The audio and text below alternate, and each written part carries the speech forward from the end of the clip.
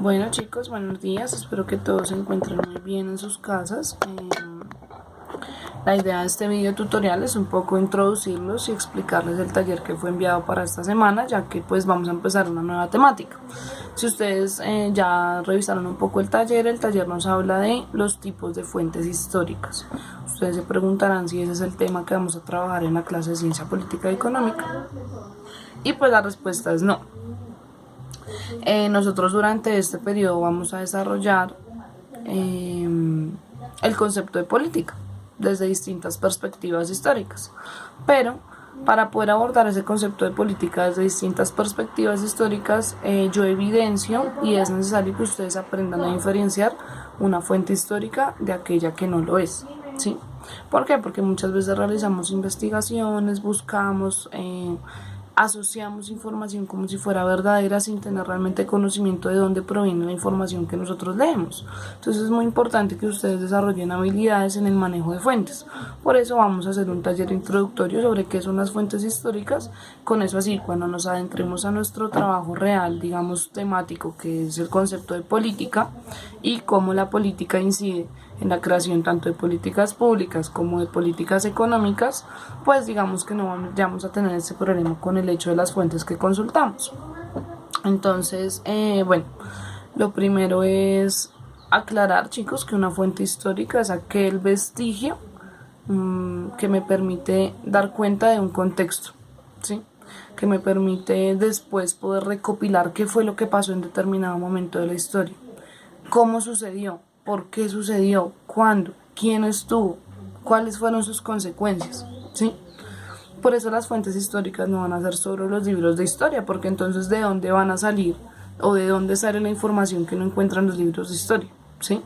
Tienen que haber otras fuentes. ¿De dónde creen ustedes que los historiadores sacan la información para trabajar la historia, ¿sí? Entonces, en ese tema es que nos vamos a centrar en esta semana y por eso la actividad va relacionada al reconocimiento y diferencia de los distintos tipos de fuentes históricas. Entonces yo les envío un link de un video donde explican pues básicamente cuáles son los tipos de fuentes históricas y también un esquema. Sin embargo, también voy a hacer aquí un pequeño resumen. Cuando nosotros hablamos de fuentes históricas, chicos, es una fuente que uno sabe que puede ir a rectificar, ¿sí? Que uno sabe que tiene un respaldo, que hay una evidencia. Esa es una fuente histórica.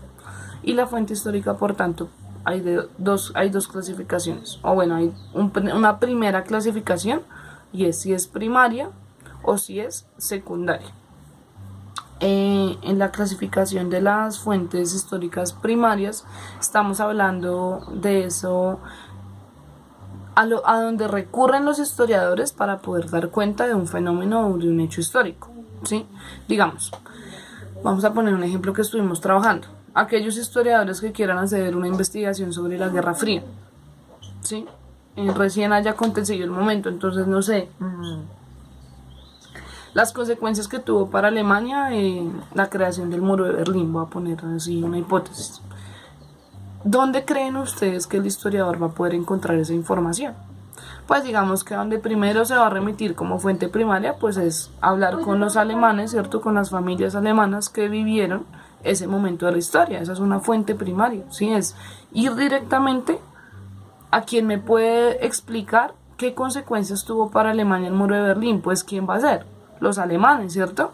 O puede ser, no sé, el presidente que estuvo en turno, que en su vida escribió un libro sobre cómo hizo para crear el muro de Berlín, ¿sí? Estoy poniendo un ejemplo X. Ese escrito de esa persona es una fuente primaria porque es él quien directamente me va a hablar sobre las consecuencias que para él tuvo la creación de ese puente, o bueno, de ese muro, ¿sí? Entonces, esas son las fuentes primarias, aquellas que son directas, por ejemplo, las fotografías, ¿sí? Las fotografías también son una fuente primaria. ¿Por qué? Porque si alguien fuera a hacer de aquí a futuro una investigación sobre, no sé, el impacto social del coronavirus, entonces van a hablar de la caída económica. Y si yo hice una serie fotográfica sobre lo sola que está Bogotá hoy en día, pues digamos que de aquí a futuro ese historiador va a poder decir, oiga, yo tengo una evidencia en imagen de cómo fue que afectó a la economía esa crisis pandémica, ¿sí? Por eso es fuente primaria, porque me da cuenta directamente de un hecho. Una fuente secundaria, por otro lado, es cuando ya alguien ha investigado sobre un tema y yo también lo tomo como referencia para hacer una nueva investigación. O sea que en una fuente secundaria siempre van a haber fuentes primarias, ¿sí? La fuente secundaria es donde ya hay un proceso investigativo de por medio. La primaria es la que de pronto no se hizo con ninguna intención de, ¿sí? Sino que solo está allí porque pues todo el tiempo nosotros estamos aportando a la construcción de esa historia. Entonces, dentro de las primarias tenemos varios tipos. Tenemos las fuentes físicas, que una fuente física es un libro, ¿cierto? Esto es una fuente física, un libro escrito, ¿sí? Un libro de literatura, puede ser un libro como la Biblia, ¿sí? Puede ser un libro biográfico, ¿sí? Puede ser un libro de datos, por ejemplo, no sé, si estamos haciendo una investigación económica y sobre, no sé, lo que les digo, el impacto del coronavirus en Colombia. Entonces vamos a coger todos los registros de los indicadores económicos que están en un libro y los vamos a investigar. Pues eso es una fuente primaria porque el libro no tiene como tal el objetivo de dar cuenta de ese hecho histórico, sino solo de hablarnos de unos indicadores económicos. Pero yo puedo usar esos datos para en mi libro o en mi investigación histórica sí dar cuenta de que cómo los indicadores económicos se vieron afectados por la crisis, ¿sí? Por la crisis de salud. Entonces, claro, eso es una fuente primaria, un informe, ¿sí? Un informe de un censo, un documento oficial que nos hable de porcentajes, de valores. Eso es una fuente primaria, física, ¿sí? Tenemos fuente primaria digital, que pues es todo lo que tiene que ver con PDFs, revistas electrónicas, no de investigación, ¿sí? Sino revistas, no sé, Semana, ¿sí? El periódico El Tiempo, El Espectador. Cuando alguien hace una columna, si yo quiero hacer una investigación, yo tengo que tener en cuenta la mayor cantidad de información posible sobre ese tema, ¿sí? Entonces yo voy a ir a los periódicos de la época, voy a leer, voy a mirar qué dijo esa persona, si hizo una columna, ¿sí? Entonces, todo lo que esté en digital, pero que me dé cuenta de un hecho. Igual también, si el documento oficial es, no sé, un censo, pero el censo está en la página del DANE, eso es una fuente digital, ¿sí? ¿Por qué? Porque no la puedo tener así en físico. Vamos a tener las fuentes de imágenes, ¿sí? Ahí están, no funciona. Bueno, aquí no tengo cómo mostrarles, pero pues es todo lo que tiene que ver con fotografías. No la tengo aquí a mano. Todo lo que tenga que ver con fotografías, vamos a tener los medios audiovisuales o las fuentes audiovisuales, que es todo lo que tiene que ver con videos, documentales, películas de la época. ¿Se acuerdan cuando vimos Goodbye Lenin? Goodbye Lenin nos muestra una época, ¿sí? No hay nada que nosotros hagamos, chicos, que no pueda ser una fuente histórica. Digamos, si aquí a unos años van a hacer una investigación sobre en serio el impacto social del coronavirus. Pues no sé, las historias que subimos, las fotografías que nos tomamos, de aquí a mañana hasta los memes van a ser una forma de analizar cómo es que el ser humano afrontó una crisis, ¿sí? ¿Por qué? Porque nosotros damos cuenta ahí de nuestras angustias, de nuestras incertidumbres, de nuestros chistes, ¿sí? Y eso le va a permitir a un historiador de aquí a 100 años tratar de pensar como nosotros pensábamos. Por eso los medios audiovisuales también van a ser fuentes primarias. Las obras plásticas, las pinturas, lo que hacen los artistas. ¿Por qué? Porque ningún artista pinta fuera de su contexto, ¿sí? Y eso nos da cuenta de una época histórica.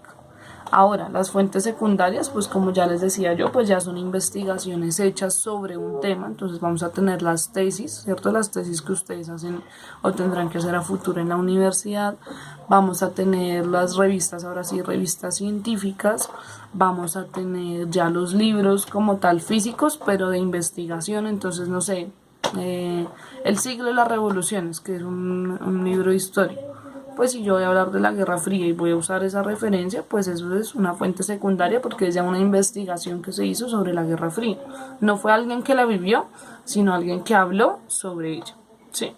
Entonces eso va a ser una fuente secundaria.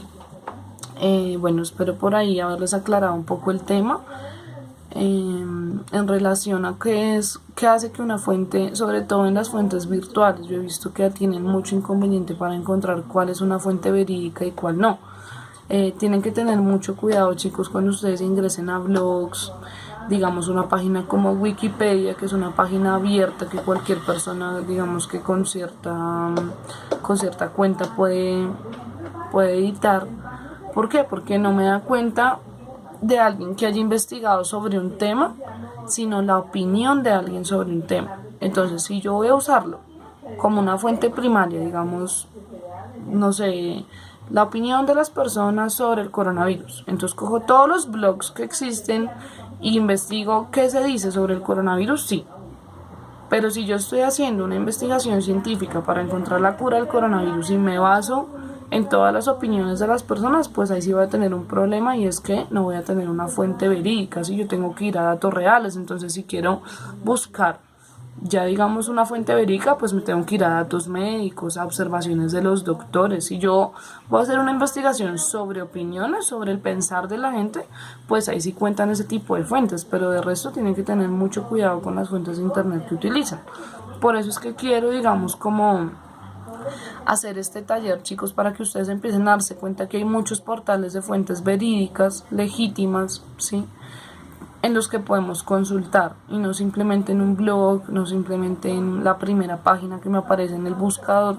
¿Por qué? Porque no sabemos si lo que esa persona está escribiendo allí sobre la Guerra Fría, por ejemplo, es verdadero, o si simplemente ha cogido todo lo que ha leído y está atravesado por su postura personal y escribió algo y yo lo tomo como verdadero, ¿sí? Por eso es que no podemos caer en ese error, porque por ejemplo, no sé, eso puede tener grandes consecuencias a nivel social, político, económico, y es que yo puedo decir, no, y es que esto fue así en un debate, y llega alguien con los datos verdaderos y me dice, no, mire, yo tengo los datos y la evidencia de que esto fue así, así, así. Pues obviamente toda su postura se va a ir al piso, ¿cierto? Porque el fundamento, las fuentes históricas que usted consultó, no eran verídicas, ¿sí? No estaban sustentadas. Sustentadas es que yo puedo decir, vea, yo lo vi, o vea, yo tengo el dato, este es el dato, o vea, yo encontré este documento, es una fuente verídica, ¿sí? Y la mayoría de blogs y demás se alimentan de otras fuentes que no sabemos cuáles son, y por tanto se convierte en fuente secundaria. Y para que una fuente secundaria sea verídica, tiene que tener el sustento bibliográfico de dónde sacó esa información, ¿sí? Eso es importante que lo tengan en cuenta. El taller está centrado en lo que son las culturas urbanas, la idea es que ustedes busquen alguna que sea de su interés. En ese sentido sí no tengo como ningún problema, porque la idea es un poco acercarnos a aquello que son las fuentes históricas. Entonces, pues nada, chicos, si ustedes tienen alguna duda, si algo en el taller no está claro, si también tienen algún aporte que hacer, pues estoy súper atenta a sus opiniones, a sus comentarios. Las pueden dejar tanto aquí en el video como enviármelas al correo electrónico. Sí haría una recomendación general para el grado 10º, y es tener mucho cuidado con copiar la información de internet, chicos. Yo en clase fui súper clara respecto al plagio, y el plagio cuenta cuando tú copias y pegas la información de internet, no la citas, no pones una bibliografía, pero luego yo copio y pego y me doy cuenta que está transcrito tal cual de una página, ¿sí? Una página que de hecho no tiene ningún sustento o un respaldo histórico para yo decir que la información que está allí puesta es real, ¿sí? Entonces, vuelvo y lo aclaro en este video, chicos, yo no permito el plagio, no lo acepto, no permito correcciones ni, digamos, cambio en esa nota. Entonces, por favor, no hagan plagio, chicos. Si tienen dudas, pregúntenme. Yo siempre estaba muy abierta a sus preguntas. Entonces no hay necesidad de hacerlo, ¿sí? Y si ustedes están leyendo alguna página que les parece interesante, listo, háganlo, pero escríbanlo en sus palabras, chicos. Yo sé que ustedes tienen toda la capacidad, todas las habilidades para darme su opinión, que es la que yo quiero escuchar. Yo quiero saber qué es lo que ustedes tienen aquí, bueno. Entonces nada, espero que estén muy bien, les deseo mucha salud, mucha prosperidad, les mando 1000 bendiciones a ustedes y su familia, y cualquier cosa, pues ya saben, en los comentarios del video o por el correo electrónico. Un abrazo.